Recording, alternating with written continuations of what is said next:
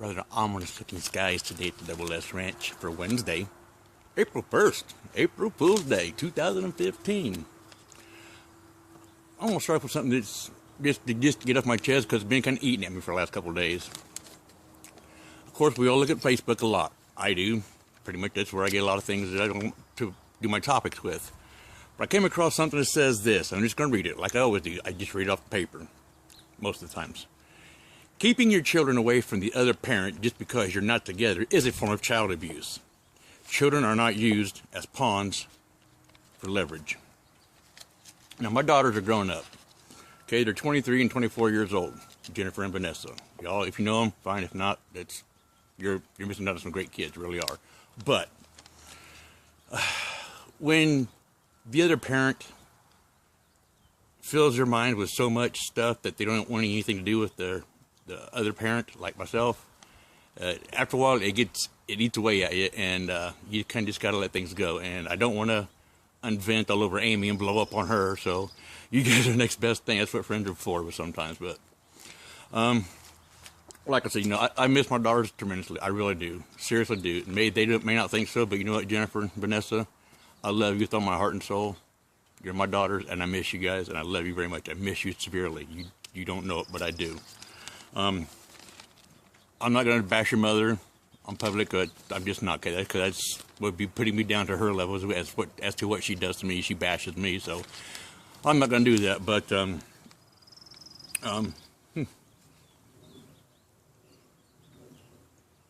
when you tell your dad that you don't ever want him to contact you again, that really hurts. And I'm not saying that to embarrass you or belittle you at all, but it's truth. I just want to see you guys, and you pretty much shut me out of your lives completely. I try to send messages, I get no response, or you tell me not to respond to you, and it hurts. It really does. I sent birthday cards. We sent birthday cards. We sent Christmas cards with money, gift cards in them, and you say you never get them. Next one that I send, I will send more, and I will keep sending them to you, and I will find out who's getting them and what's happening with the money. I got a way to go about this, so I'll find out. And when I do find out who and what and why, we'll just go from there. Anyway, next subject. So anyway, Jennifer, Vanessa, I love you girls very much, and your daddy misses you tremendously. Very much so. Let's move on before I get too far into that. Contrary to popular belief, I have friends all across this United States, coast to coast, border to border, all over the place. Hopefully I can get them before the rain gets here. One of my good friends, Miss Martha Gordon, who's married to another very good friend of mine, Terry Gordon, it's his wife. She posted these things, and there are 5 things to remember in life. Forgive your enemies. And number 1, forgive your enemies. But remember that bitch or bastard's name. Always remember that. Money can't buy happiness, but it's a lot more comfortable crying in a Mercedes than it is on a bicycle. Help somebody when they're in trouble, and they will remember you the next time they're in trouble again. Many people are alive only because it's illegal to kill them.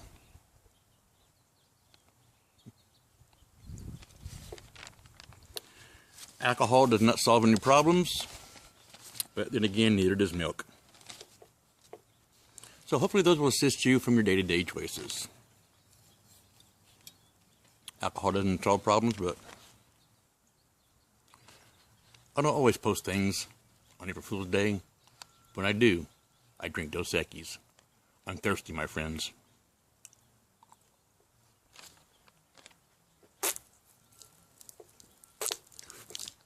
It's water. April Fool's, gotcha. I would never do that to a beer. Never. I gotcha. Like I know you're all going, you poured out that beer. It was water. Old saying, never judge a book by its cover.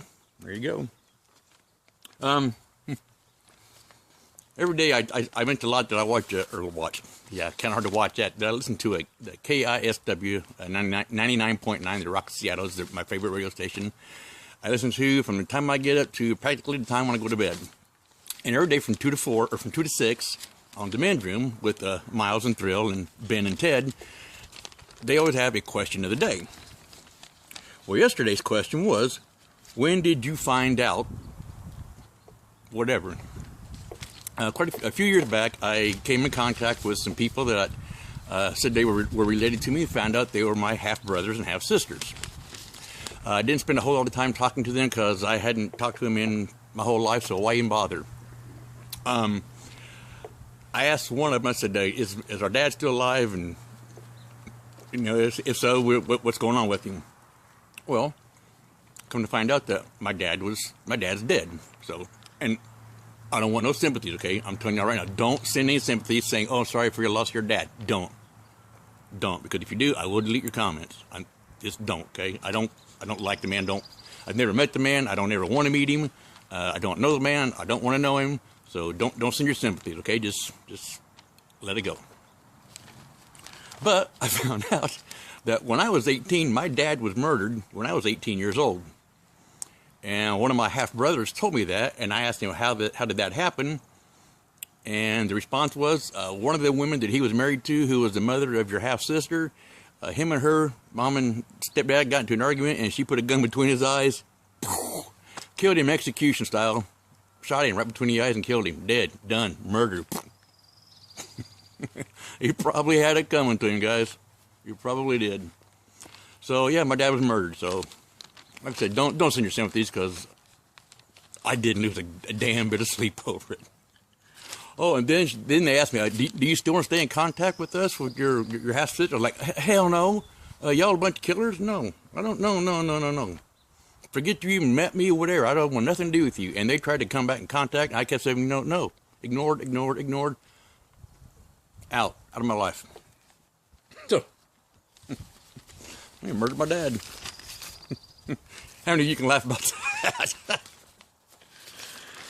Probably not very many. But anyway, how did April Fool's come about to be? I gotta watch the clock. Let me see where we're at here. Excuse me, guys. Oh, 7 minutes. Yeah, we're doing all right. Sorry, I had to get up in where I could see the clock up there. April Fool's. Let me tell you how the day got to be April Fool's Day. But excuse me for 1 minute. I ain't dumping this one out.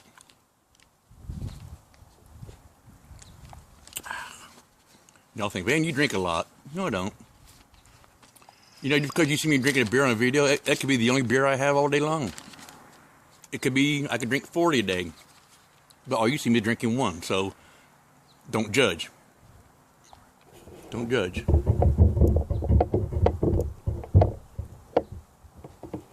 I look good from that side, don't I? I know I'm in the house. Anyway, April Fool's Day is one of the more lighthearted days lighthearted holidays of the year, when we kind of get to do jokes and pranks and things like that. And how it got to be was many years ago, many years, or centuries ago, let's say centuries ago, when Julius Caesar was in power. The calendar that they used was the Julian calendar, named after Julius Caesar. And he had on there that April 1st, that's when the summer solstice came around, or the equinox, whatever you want to call it. And that was also like the start of a new year. That's the way the Romans looked at it. The new year, when it goes from spring to summer, start of a new year. So that was on April 1st that he chose that day. Well, now, okay, let's fast forward a little bit. In 1582, Pope Gregory the XIII, the 13th, see how many of y'all caught that? Pope Gregory the 13th ordered that a new calendar be put in place of the Julian calendar. And that calendar that got put into place was the Gregorian calendar, which is the calendar that we use today, named after Pope Gregory the 13th. He wanted to call for a new year to be celebrated on January 1st, which we all celebrate the new year, January 1st now. Also in 1582, France adopted the new calendar that Pope Gregory had put into effect. And a lot of people in France did not want to believe that. They all still wanted to go by the Julian calendar, and so on April 1st, they would continue to celebrate the new year. Well, some of them didn't learn about it, didn't know about it, didn't care, whatever the case may be. But other people began to make fun of them, and they would always, on April 1st, would send them on foolish errands. And they would make them, try to trick them into believing false things that they would put up, like jokes and pranks. They would get them to believe that, and they would call them fools.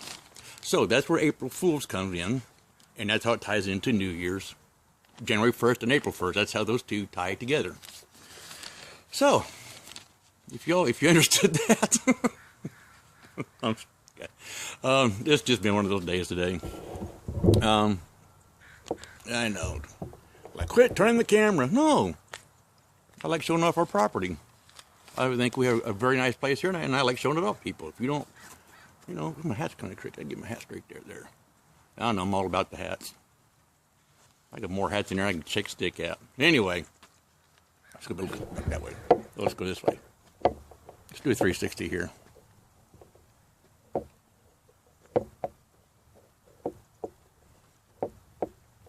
There's a virtual 360 of the house.